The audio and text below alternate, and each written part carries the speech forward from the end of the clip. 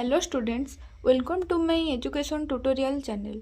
मु तुम मानू मोर पूर्व वीडियो रे मीन विषय कही मीन विषय केमिति मीन निर्णय करबा से विषय कही मोर पूर्व वीडियो रे अनग्रुप डाटा बा अश्रेणीबद्ध तथ्य केमिति मीन निर्णय करबा से विषय कही।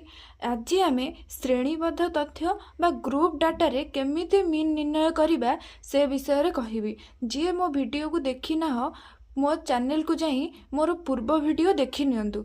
आशा करूची सही वीडियो रे निश्चिंत भाव मीन विषय रे आपण माने बुझी परिबे। तो चलंतु वीडियोटी को आरंभ करिबा। आज आम कौन जानिबा ना श्रेणीबद्ध तथ्य।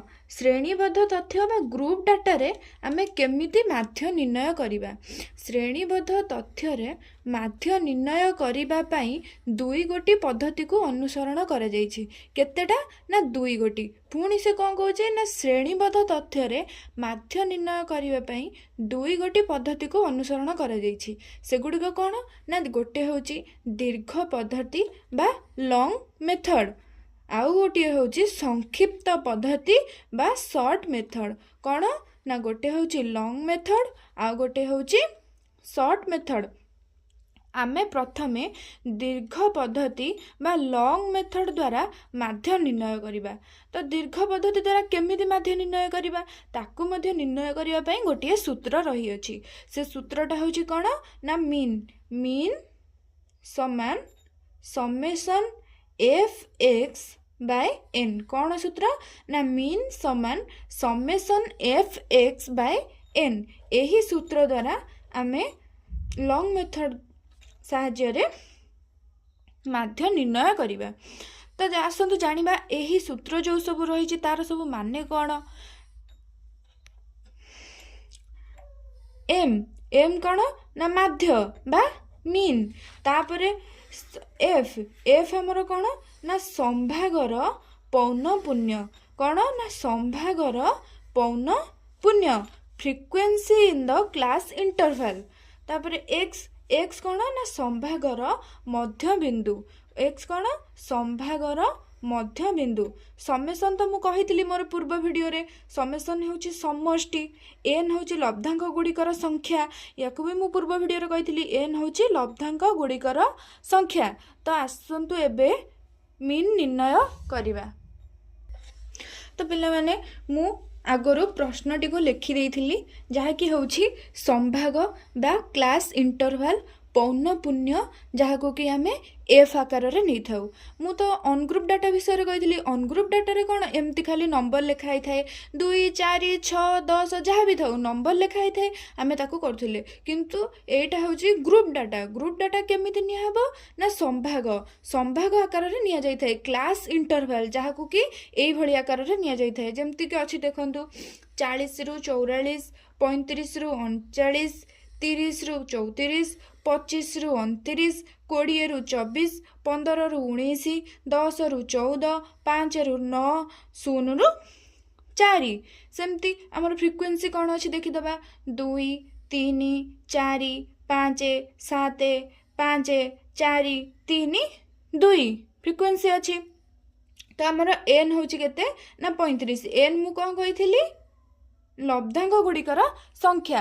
लब्धांक गुड़िकर संख्या आमर 35 केमिति ना एमती मिसई दबा। ए सबू को मिसईले आमर एन बाहरी जीवो। फ्रीक्वेंसी गुड़िक जहाँ अच्छी ताकू सब मिसईले आमर एन बाहरी जीवो।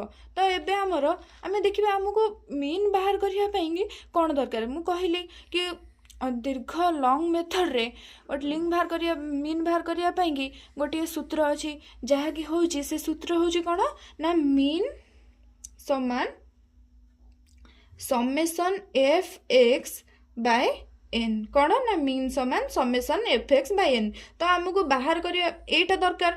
आमे तो मीन तो आमर अच्छी तो एन अच्छी आमर एन पाई गले 35 तो आमको समेशन एफ एक्स दरकार। तो तापई कौन करिया पड़िबो प्रथमे एक्स बाहर करिबा। एक्स कौन ना एक्स होची संभागर मध्य बिंदु। संभागर मध्य बिंदु जहाँ को कि आमे एक्स आकार रे ନେଇଥାଉ। x ଆମେ ସମ୍ଭାଗର ମଧ୍ୟବିନ୍ଦୁ। ଏବେ ପିଲାମାନେ ତୁମେ କହିବ କି ସମ୍ଭାଗର ମଧ୍ୟବିନ୍ଦୁ ଆମେ କେମିତି ବାହାର କରିବା? ସମ୍ଭାଗର ମଧ୍ୟବିନ୍ଦୁ ବାହାର କରିବା ପାଇଁ ମଧ୍ୟ ଏକ ସୂତ୍ର ଅଛି। ତାହା କ'ଣ? ଆସନ୍ତୁ ଜାଣିବା। ସମ୍ଭାଗର ମଧ୍ୟବିନ୍ଦୁ ବାହାର କରିବା ପାଇଁକି ଆମେ କ'ଣ କରିବା ନା ସମ୍ଭାଗର ମଧ୍ୟବିନ୍ଦୁ ବାହାର କରିବା ପାଇଁକି x ବା ସମ୍ଭାଗର ମଧ୍ୟବିନ୍ଦୁ ସମାନ ସମ୍ଭାଗର ସର୍ବାଧିକ ମୂଲ୍ୟ ଯୁକ୍ତ ସମ୍ଭାଗର ସର୍ବନିମ୍ନ ମୂଲ୍ୟ। କ'ଣ ନା ସମ୍ଭାଗର ସର୍ବାଧିକ ମୂଲ୍ୟ ଯୁକ୍ତ ସମ୍ଭାଗର ସର୍ବନିମ୍ନ ମୂଲ୍ୟ ଡିଭାଇଡ୍ ବାଇ 2। କ'ଣ କରିବା ନା ଗୋଟିଏ ଶ୍ରେଣୀ ସମ୍ଭାଗର ସର୍ବାଧିକ ମୂଲ୍ୟ ସହିତ ସର୍ବନିମ୍ନ ମୂଲ୍ୟକୁ ମିଶାଇବା ଏବଂ ତାକୁ 2 ଦ୍ୱାରା ଭାଗ କରିବା। ଯାହା ବାହାରିବ ତାହା ହେଉଛି ଆମର ସମ୍ଭାଗର ମଧ୍ୟବିନ୍ଦୁ। ତ ଏବେ ଚାଲନ୍ତୁ କେମିତି ବାହାର କରିବା। ମୁଁ କ'ଣ କହିଲି ନା ସମ୍ଭାଗର ସର୍ବାଧିକ ମୂଲ୍ୟ। ସମ୍ଭାଗର ସର୍ବାଧିକ ମୂଲ୍ୟ କ'ଣ? ସମ୍ଭାଗର ସର୍ବାଧିକ ମୂଲ୍ୟ ଦେଖ ଆସନ୍ତୁ ଜାଣିବା। ଏଇଟା ହେଉଛି ଗୋଟେ ଆମର ଶ୍ରେଣୀ ସମ୍ଭାଗ 40ରୁ 44। 40ରୁ କେତେ? 44। ତ ସମ୍ଭାଗର ସର୍ବାଧିକ ମୂଲ୍ୟ ଆମର କେତେ? ଏଇ ଯେଉଁ ଶ୍ରେଣୀ ସମ୍ଭାଗ ରହିଲା ତାହାର ସର୍ବାଧିକ ମୂଲ୍ୟ ହେଉଛି 44। ତ 44 ଲେଖିବା ଏମିତି 44 ଯୁକ୍ତ ସର୍ବନିମ୍ନ ମୂଲ୍ୟ ହେଉଛି କେତେ? 40। ଲେଖିବା ଏମିତି 40। ତାକୁ କାହା ଦ୍ୱାରା ଭାଗ କରିବା ନା 2 ଦ୍ୱାରା ଭାଗ କରିବା। ତ 44ରେ 40 ମିଶିଲେ କେତେ ହେଉଛି? 84। ଆକୁ ଆମେ 2 ଦ୍ୱାରା ଭାଗ କରିବା। 2ରେ କାଟିଲେ କେତେ ହେଉଛି? 2 ଚଉ 8, 2 ଦୁଣେ 4। ତ ଆମର ମଧ୍ୟବିନ୍ଦୁ କେତେ ବାହାରିଲା ନା 42। ସେମିତି ଏ ଶ୍ରେଣୀ ସମ୍ଭାଗର ସେମିତି ମଧ୍ୟବିନ୍ଦୁ ବାହାର କରିବା। ଏ ଶ୍ରେଣୀ ସମ୍ଭାଗର ମଧ୍ୟବିନ୍ଦୁ ସେମିତି ପିଲାମାନେ ବାହାର କରିବ। ଆର ହେବ କେତେ ନା 37। ଏହି ସମ୍ଭାଗର ମଧ୍ୟବିନ୍ଦୁ ହେବ 32, ତାପରେ 27, ତାପରେ 22, ତାପରେ 17, ତାପରେ 12, ତାପରେ 7, ତାପରେ ଆମର 2। ପିଲାମାନେ ଏଇ ଯେଉଁ ମୁଁ ସମ୍ଭାଗର ମଧ୍ୟବିନ୍ଦୁ ବାହାର କଲି ଆର ମଧ୍ୟ ଗୋଟେ ସହଜ ଉପାୟ ଅଛି ବାହାର କରିବାର। ଆସନ୍ତୁ ଜାଣିବା କେମିତି ତାର ସହଜ ଉପାୟ। ତାର ସହଜ ଉପାୟ କ'ଣ ନା ଆମେ ଯେତେବେଳେ ଦେଖୁଛେ ଯେ ସମ୍ଭାଗ ଯଦି ଏହି ହିସାବରେ ଆମର ଲେଖା ହେଇଥିବ 40ରୁ 44, 35ରୁ 39, ତ ଏହି ହିସାବରେ ଯେତେବେଳେ ଆମର ସମ୍ଭାଗ ଲେଖା ହେଇଥିବ ଆମେ ଗୋଟିଏ କାମ କରିବା। କ'ଣ ନା ଆସନ୍ତୁ ଦେଖିବା। କ'ଣ ନା ଏମିତି ଲେଖିଦେବା। ଆମେ କେତେ ଅଛି ଆମର 40ରୁ 44 ଅଛି ଫାଷ୍ଟ। ତ ଲେଖିଦେବା ଏମିତି ଦେଖ 40, 41, ତାପରେ 42, ତାପରେ 43, ତାପରେ 44 ହେଲା। ତ ଆମର ମଝିରେ କେଉଁଟା ଅଛି ନା 42। ଦେଖିଲେ ପିଲାମାନେ ମଝିରେ କେଉଁଟା ଅଛି? 42। ତ ଇଏ ହେଉଛି ବଳଦିଆ ମେଥଡ଼। ଆକୁ ଆମେ 42 ମଧ୍ୟବିନ୍ଦୁ ନେଇଯିବା। ସେମିତି ଆଉ ଗୋଟାରେ ଦେଖିବା ଆସ। ଏଇଟା ଅଛି 35, ତାପରେ 36, ତାପରେ 37, ତାପରେ 38, ତାପରେ 39। ମଝିରେ କେଉଁଟା ଅଛି ନା 37। ଏଇଟା ହେଉଛି ମଧ୍ୟବିନ୍ଦୁ। ପିଲାମାନେ ଏମିତି କରିପାରିବା, ନହେଲେ ଆମେ ଏମିତି ବାହାର କରିପାରିବା। ତ ତାପରେ ଆମର କ'ଣ ଦରକାର? ଆମର ତ ଆମେ x ପାଇଗଲେ, ସୂତ୍ର ହିସାବରେ x ପାଇଗଲେ। ଏବେ ଆମର ଦରକାର କ'ଣ ନା fx ସିନା ପାଇଲେ ଆମେ ସमेସନ୍ fx ସିନା ପାଇଲେ ଆମେ ସୂତ୍ର ପକାଇବା, ନହେଲେ କେମିତି କରିବା? ତ ଆସ fx ବାହାର କରିବା। fx ବାହାର କରିବା ପାଇଁ ଆମେ କ'ଣ କରିବା?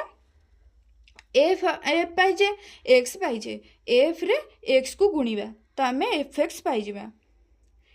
fରେ କ'ଣ କରିବା ନା x କୁ ଗୁଣିବା, ତାହେଲେ ଆମେ fx ପାଇଯିବା। fରେ x କୁ ଗୁଣିବା, 42ରେ 2 କୁ ଗୁଣିବା। 42ରେ 2 ଗୁଣିଲେ କେତେ ହେଉଛି? 84। 37କୁ 3ରେ ଗୁଣିଲେ କେତେ ହେବ? 111। 32କୁ 4ରେ ଗୁଣିଲେ କେତେ ହେବ? 128। 27କୁ 5ରେ ଗୁଣିଲେ କେତେ ହେବ? 135। 22କୁ 7ରେ ଗୁଣିଲେ କେତେ ହେବ? 154। 17କୁ 5ରେ ଗୁଣିଲେ କେତେ ହେବ? 85। 12କୁ 4ରେ ଗୁଣିଲେ କେତେ ହେବ? 48। ତାପରେ 7ରେ 21, 2 ଦୁଣେ 4। ତ ଆମେ fx ପାଇଗଲେ। ଆକୁ ଆମେ କ'ଣ କରିବା ନା ସମ୍ ଟୋଟାଲ ଅଫ୍ କରିବା। ମାନେ ଆକୁ ସବୁ ମିଶେଇଲେ ଆମର କେତେ ନା ସमेସନ୍ fx ବାହାରିଯିବ। ତ ପିଲାମାନେ ଆକୁ ସବୁ ମିଶେଇ ଦିଅ। କେତେ ହେଉଛି? ମିଶେଇଦେବା। 4 1 5, 5 8 5 13, 13 5 18, 18 4 22, 22 5 27, 27 8 केते पिला माने 35, 35 1 36, 36 4 केते 40 तो शून्य रहिला तापर हम मिसई देबा सेमती मिसई देले केते होची देखो मिसई